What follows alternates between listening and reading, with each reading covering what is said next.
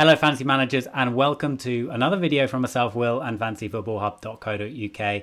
We've got loads of community questions to go over this week. We're going to be having a look at some defensive assets, in particular Mendy and Dean, as well as Aguero versus Sterling, and should we be switching over to Aguero considering Sterling got benched last week. Also thoughts on Chelsea double up in Mount and Abraham, as well as my team and my transfer thoughts and captaincy. But before we get to it, what I wanted to do is tell you about the announcement that came out last week that we are equity crowdfunding. So I'm going to go over briefly what equity crowdfunding is and how you can get involved. So crowdfunding effectively allows you to get shares in Fantasy Football Hub from as little as £10. So you don't need to be an experienced investor. You don't need to have even invested in anything before. This is effectively a way for anybody to get involved in the business. You can invest a lot more than £10 if you want, obviously.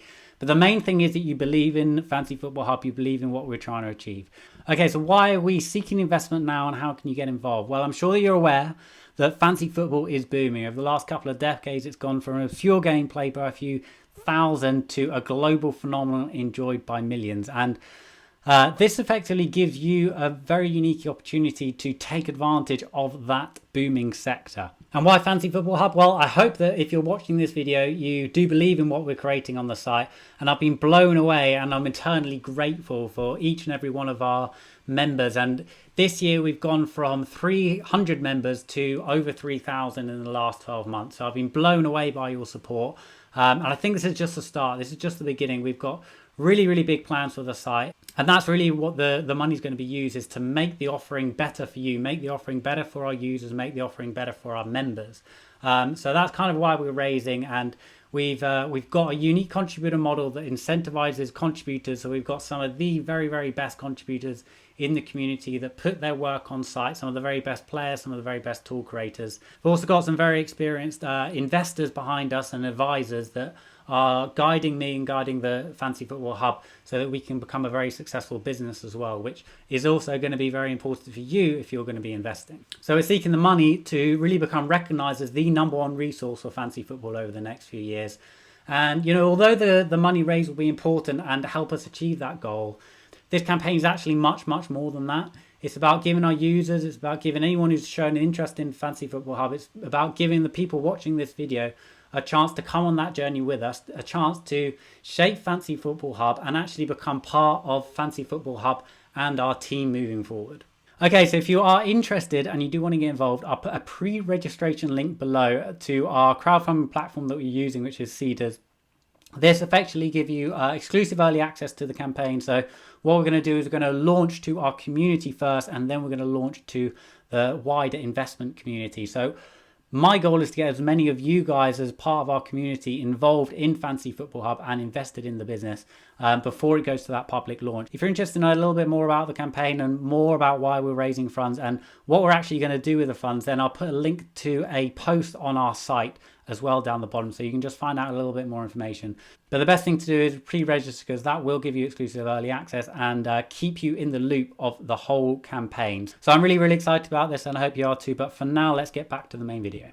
Okay, Fantasy Guide FPL, they're asking, is Mendy a risk worth taking if you have a decent bench cover?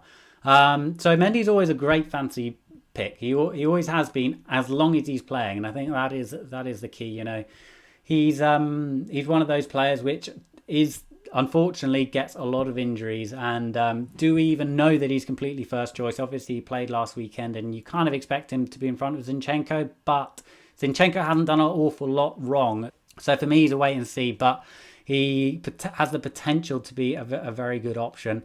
I guess the one that you'd really want to look out for is Otamendi. I mean, he's coming in a bit cheaper and he looks nailed on now with Laporte out. So I guess the question really is Otamendi versus Mendy. And at the moment, I'll be favouring Otamendi just because of those guaranteed starts pretty much. And, you know, he also looks a threat, actually, obviously scored at the weekend. Also on the defensive side is, replacements for Dean. Now, I guess, you know, for me, I have Dean and I'm actually not looking to replace him. Everton still don't have terrible underlying numbers in terms of their defence. I think they were actually very unfortunate to concede 2 against Sheffield United at the weekend. So I'm not desperate to get rid of Dean. Obviously, they have Man City up next, so I think a clean sheet against Man City is highly unlikely. But who are the potential replacements? I think if you don't have a City defender, then Otamendi is a great shout, and I think that he is a better option than Dean, certainly with their upcoming fixtures. The other one that I quite like is Soyuncu. They've got a nice run of fixtures now, and he seems like he's got a little bit going forwards, and he's only 4.6 million. And actually, bar City, there aren't actually that many really good options sort of within Dean's price bracket. You know, if you go to Liverpool, actually they have a really bad run of fixtures. I think if you don't have Trent, then that's an obvious move, but I'm presuming a lot of people out there already have Trent. So, yeah, for me, I'm probably going to hold on to Dean and sort of reassess the situation in a few weeks. Okay, so lots of questions over Aguero. And Aguero versus Sterling, you know, I think this could be an ongoing question. And the tide definitely seems to be turning towards Aguero. So I'm going to be showing you a few stats now. So Aguero, big chances this season, 12, which is just ridiculous if you compare him to Abraham, who's next in 7. So he's almost got double the big chances compared to the next nearest player. Salah and Sterling coming in with 7 there. So Aguero getting lots of shots, got a high shot volume. He's also getting those shots in a really good place. So 22 out of his 25 shots are inside the box. 12 of those are big chances, as I've just said. So really good numbers there from Aguero. I do think, though, that it is worth bearing in mind that Sterling didn't play in that 8-0 whitewash of Watford, which I think is significant because pretty much all City players that played in that game got incredible numbers. And I think if Sterling had played, he probably would have got similar. So I think that is important to bear in mind. But at the end of the day, Aguero he's a ridiculously good pick. And as a non-owner right now, I am extremely worried. This is expected points per game over the first 6 game weeks. And as you can see there, Aguero is top at 8.4 expected points per game, which is massive.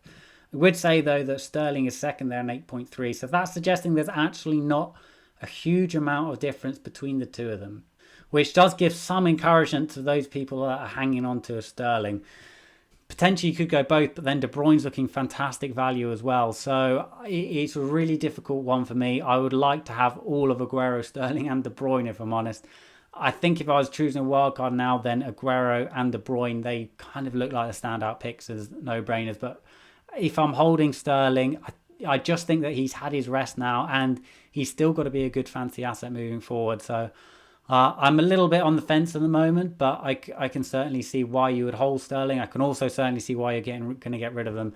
And I am tempted to make that move this week. I have got 2 free transfers, but we'll come on to my transfers in more detail later. So thoughts on the Chelsea double up with Mount and Abraham. So people are looking at the Chelsea asset because they have a really, really nice run of fixtures coming up. Brighton, Southampton, Newcastle, Burnley and Watford all in the next 5. You can't really ask for much better than that. So and Frank Lampard has been shown to be a very attacking manager, and Mount and Abraham look vastly underpriced. So lots of boxes being ticked there. So I actually think that both of those options are really, really strong options. I think if you were to go for one, maybe if you're on a wild card, then I'd lean towards Abraham just because of his underlying numbers. But, Mount is a fantastic pick. I do already have Mount in my team and I'm very happy with him. Abraham could potentially be my transfer in this week because I do think he's a fantastic option. And you look at those figures there, he's got everything you ask for, really. He's got good form, he's banging in the goals, he's got good underlying numbers, he's got great fixtures, and of course he is really, really good value. So he ticks all of the boxes in terms of a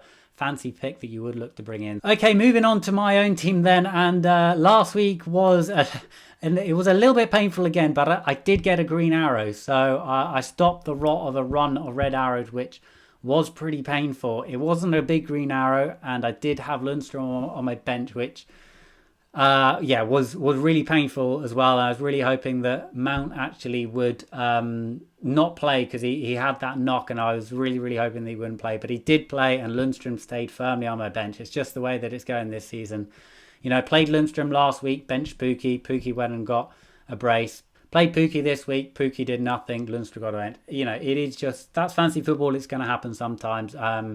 You've got to move on. And at the end of the day, I did get a green arrow. So begun to move in the right direction again. So I'm not going to complain too much. So this is my team currently. I still have 2 free transfers and I'll not use either of them yet. I'm considering 2 main options really. One of them is Haller to Abraham. Abraham, as we've gone over, looks to be a fantastic pick. I did watch Haller at the weekend. Although he played quite well as a player, he didn't really look that much of a good fantasy asset, and his numbers have dropped off. Didn't really look that threatening. The one caveat there, and the one thing that is holding me back from making this move already, is that Haller has Bournemouth up next away, and I do think that's a very good fixture for him. And I just know that if I transfer him out for Abraham, then that could come back and bite me.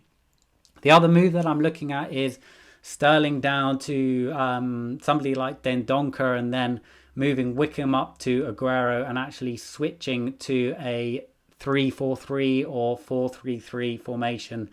And that would be for 2 free, so it wouldn't cost me any points. I wouldn't have Abraham then, but I would give that one extra game to Haller. So it's a difficult one at the moment. I'm not set on either one. The other one that I'm looking at is Walker to Otamendi. So I'm very much not settled on my move. If you do want to find out what move I do make, I will put it on Twitter. You can follow me at FFH_Will. In terms of captaincy, it will probably actually be the player that I bring in. So if I do bring in Aguero, I'll probably give him the armband. Alternatively, if I do bring in Abraham, I might actually give him the armband. Possibly also Salah. I know that's being really vague. I'm actually going to take a close eye on Chris Tan's captaincy article this week on Fantasy Football Hub. So here's a quick look at the captaincy poll that I only put up about 20 minutes ago. And as you can see there, Salah leading the way on 38% already.